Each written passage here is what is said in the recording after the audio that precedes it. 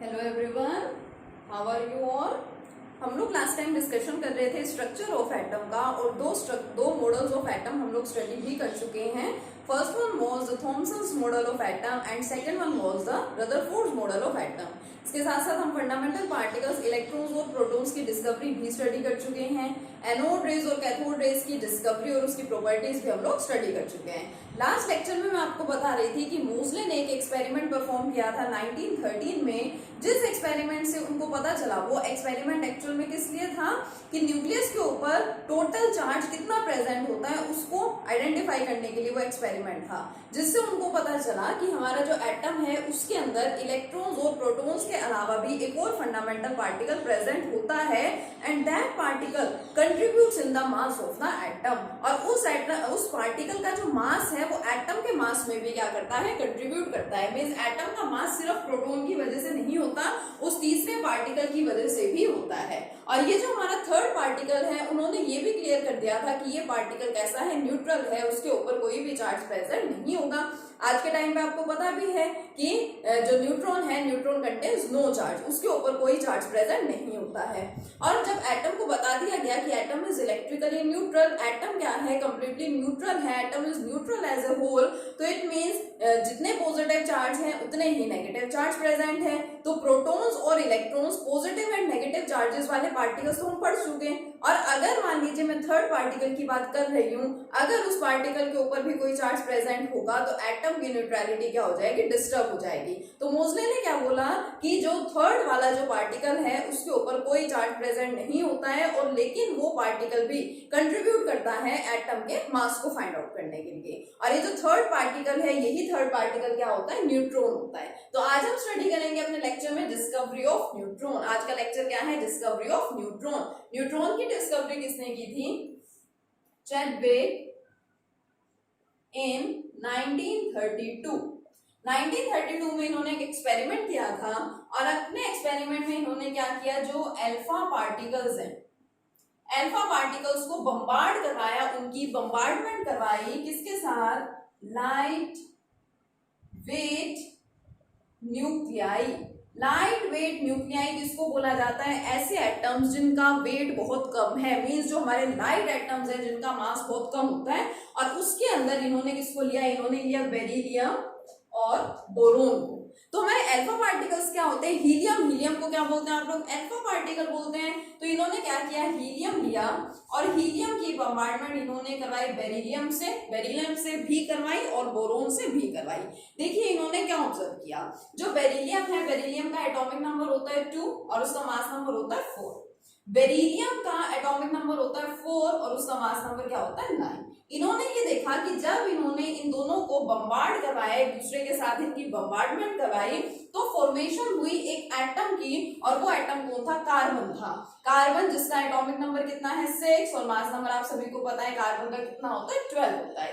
लेकिन इसके साथ में एक और पार्टिकल भी यहाँ पे प्रोड्यूस हुआ, एक और पार्टिकल की भी फॉर्मेशन हुई और वो पार्टिकल, उस पर कोई चार्ज प्रेजेंट नहीं था और वही पार्टिकल कौन है, हमारा न्यूट्रॉन है। देखिए न्यूट्रॉन 0। अब सबसे पहले तो देखिए मेन पॉइंट आपको ये याद रखना है यहाँ पे कि अल्फा पार्टिकल्स की करवाई उन्होंने bombardment, light weight nuclei, light weight atoms के साथ बेरिलियम और बोरोन उसमें है। ये मैंने बेरिलियम के लिए लिखा है, मैं बोरोन के लिए भी आपको लिख के दिखाऊंगी। ठीक है, अल्फा पार्टिकल्स क्या होते हैं, हीलियम है। जब इन दोनों को बम्बार्ड करवाया गया तो एक तो फॉर्मेशन हुई कार्बन की और एक साथ में एक पार्टिकल की फॉर्मेशन हुई जिसका कुछ मास तो था लेकिन उसमें कोई चार्ज प्रेजेंट नहीं था। और एक्चुअल में यही सब्सटेंस हमारा, यही पार्टिकल हमारा क्या है, न्यूट्रॉन है।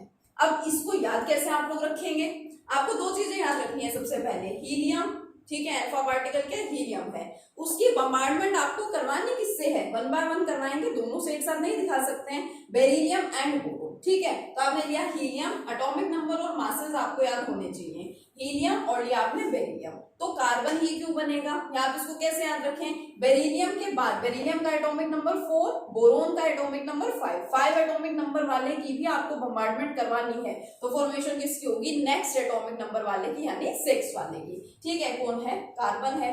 ऐसे भी आपको नहीं याद रहे तो आप लोगों ने पढ़ रखा है कि केमिकल इक्वेशन के अंदर क्या होता है, law of conservation of mass is always verified, always satisfied. Law of conservation of mass हमेशा यहाँ पे सेटिस्फाई होता है, किसी किसी भी केमिकल रिएक्शन में। तो आप ये देख लीजिए 2 + 4 यानी 6, इट मीन्स यहाँ जो बनेगा वो 6 वाला ही होगा, 6, ठीक है। और न्यूट्रॉन में यहाँ पे कुछ नहीं होगा, 0, एटॉमिक नंबर उसका कुछ नहीं होता है, तो ये आपने बना लिया। ऊपर देखिए 9 + 4, 9 + 4 तो कितने होते हैं, 13 होते हैं। कार्बन का मास नंबर तो 12 है, इट मीन्स 1 मास किसका है, न्यूट्रॉन का भी है। तो ये आपने इस तरह से बना लिया। सेकेंड, अगर मैं आपको बम्बार्डमेंट दिखाऊं हीलियम की विद बोरोन, तो बोरोन का एटॉमिक नंबर क्या होता है, the atomic number of boron is 5 and its mass number is 11। Formation किसकी होगी, देखिए 2 + 5 7, 7 एटॉमिक नंबर किसका होता है, नाइट्रोजन का। और बोरोन 5 एटॉमिक नंबर वाला आपने लिया, 6 वाला तो ऑलरेडी बन चुका है, अब 7 वाला बनेगा, ठीक है। 11 + 4 = 15, लेकिन नाइट्रोजन का मास नंबर क्या है, नाइट्रोजन का मास 14 होता है, प्लस साथ में फॉर्मेशन हुई इस पार्टिकल की, and this is our another fundamental particle that is neutron। तो इस तरह से हमारे तीनों फंडामेंटल पार्टिकल्स की डिस्कवरी हो गई, इलेक्ट्रॉन, प्रोटॉन और न्यूट्रॉन की।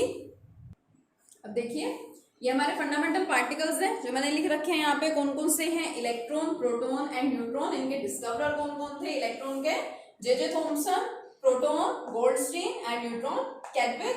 अब मासेस देखिए इनके किलोग्राम में मैंने एक्सप्रेस कर रखे हैं, आप ग्राम में या यूनिट्स में किसी में भी एक्सप्रेस कर सकते हैं। तो मास किलोग्राम में इलेक्ट्रॉन का कितना होता है, 9.1 × 10⁻³ किलोग्राम। प्रोटॉन और न्यूट्रॉन का अप्रोक्स इक्वल ही होता है, देखिए 1.67 × 10⁻27। बट जनरली अगर हमसे पूछा जाता है ना तो हम लोग ये लिख देते हैं 1.67 × 10⁻27 किलोग्राम। बट डिफरेंस क्या है, यहाँ पे छोटा सा डिफरेंस है, देखिए न्यूट्रॉन का होता है 1.674 × 10⁻27 और प्रोटॉन का होता है 1.672 × 10⁻27।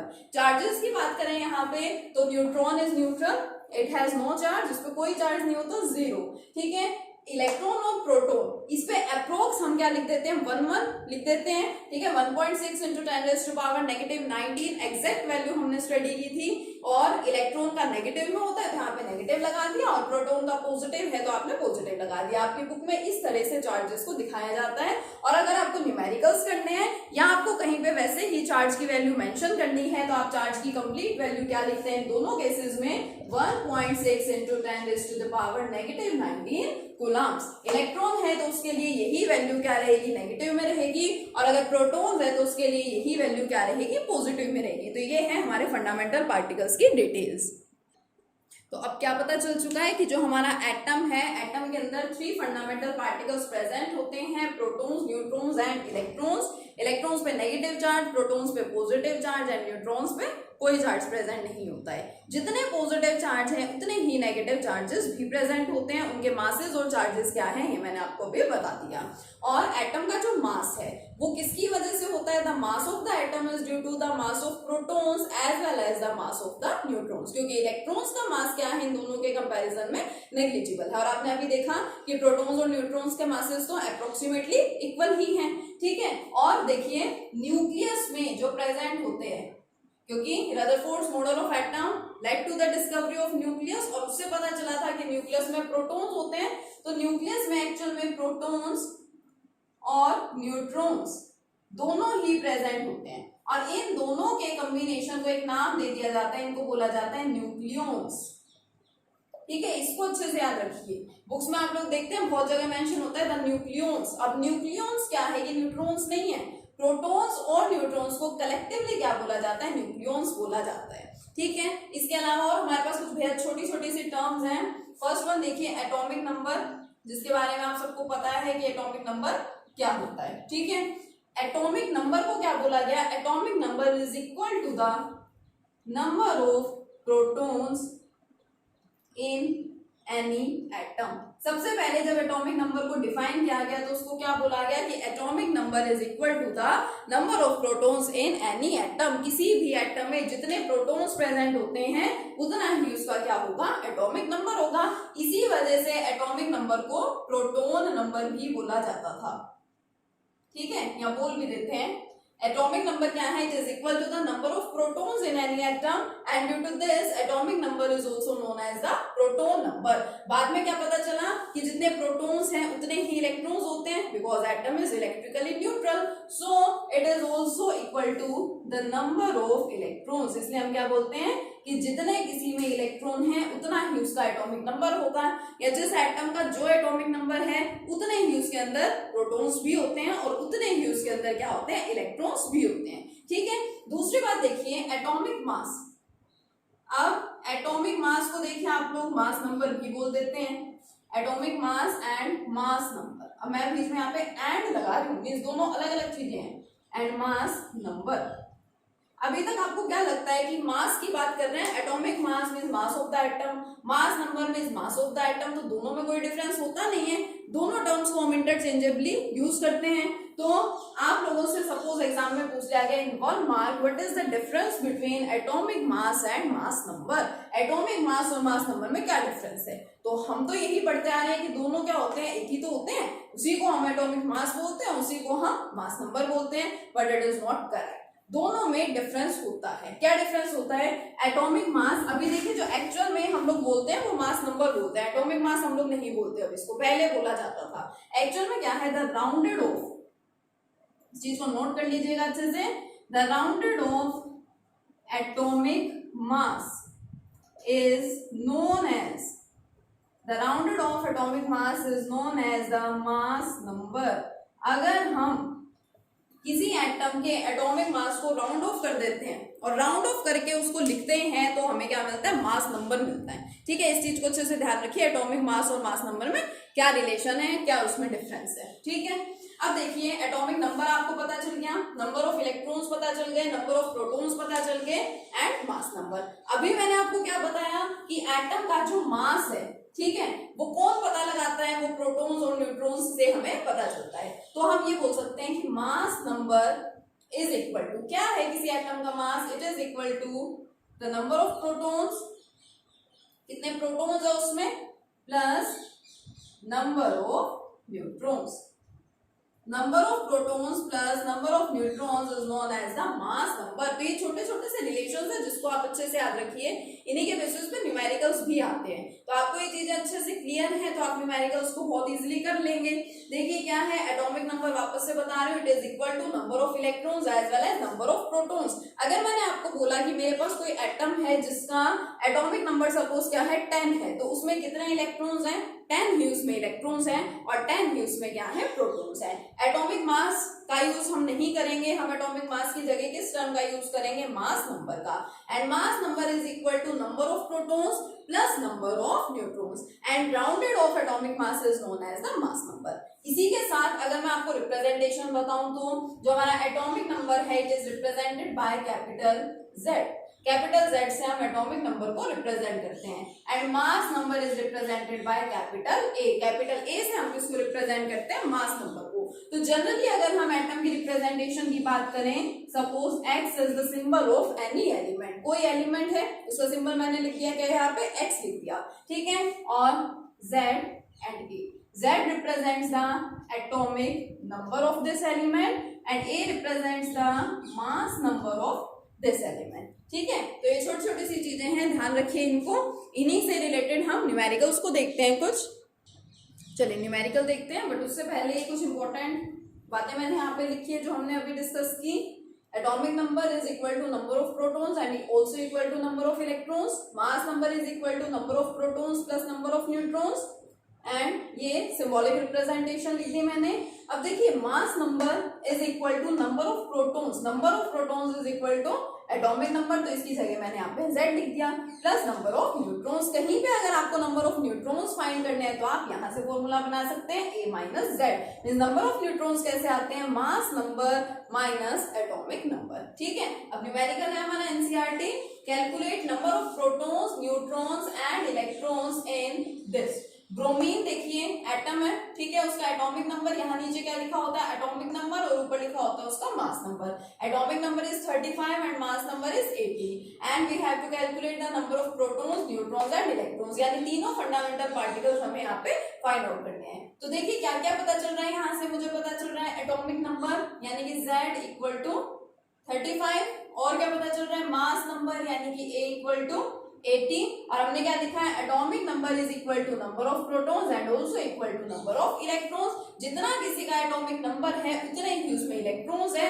और उतने ही उसमें क्या है, प्रोटॉन्स है। तो देखिए नंबर ऑफ इलेक्ट्रॉन्स कितने हो जाएंगे यहाँ पे एटॉमिक नंबर के इक्वल यानी 35, also the number of protons, क्योंकि प्रोटॉन्स और न्यूट्रॉन्स इक्वल ही होते हैं 35, एंड नंबर ऑफ न्यूट्रॉन्स कहां से आएगा, देखिए formula, number of neutrons equal to mass number minus atomic number. Mass number यानी कि 80 माइनस एटॉमिक नंबर यानी कि 35, सब्ट्रैक्ट कीजिए कितना आ जाएगा 45। यानी ब्रोमीन का जो एटम है जिसका एटॉमिक नंबर 35 और मास नंबर 80 है, उसके अंदर इलेक्ट्रॉन्स और प्रोटॉन्स तो है दोनों 35 और न्यूट्रॉन्स इसके अंदर कितने प्रेजेंट है, 45 न्यूट्रॉन्स इसमें प्रेजेंट है। देखिए अब आपके पास यूरेनियम गिवन है 92 और 238, ये सिंबॉलिक रिप्रेजेंटेशन आपको दे रखी है। इसके लिए आपको सब कुछ फाइंड करना है। एटॉमिक नंबर क्या है, मास नंबर क्या है, number of electrons, number of protons as well as the number of neutrons. तो देखिए ये क्या होता है, एटॉमिक नंबर इज 92। ये क्या होता है, mass number is 238 and atomic number is equal to number of protons as well as it is equal to number of electrons। तो चार चीजें पता चल गई, एटॉमिक नंबर क्या है, प्रोटॉन्स इलेक्ट्रॉन्स कितने हैं और मास नंबर क्या है। अगर मुझे फाइंड करना है नंबर ऑफ न्यूट्रॉन्स तो मैं क्या करूंगी, फॉर्मूला लगाऊंगी, mass number minus atomic number, मतलब कि 238 minus 92 and it will comes out to be equal to 146, यानी 146 इसमें क्या प्रेजेंट है, न्यूट्रॉन्स प्रेजेंट है। तो आप इस टाइप के एग्जांपल्स करके देखिए।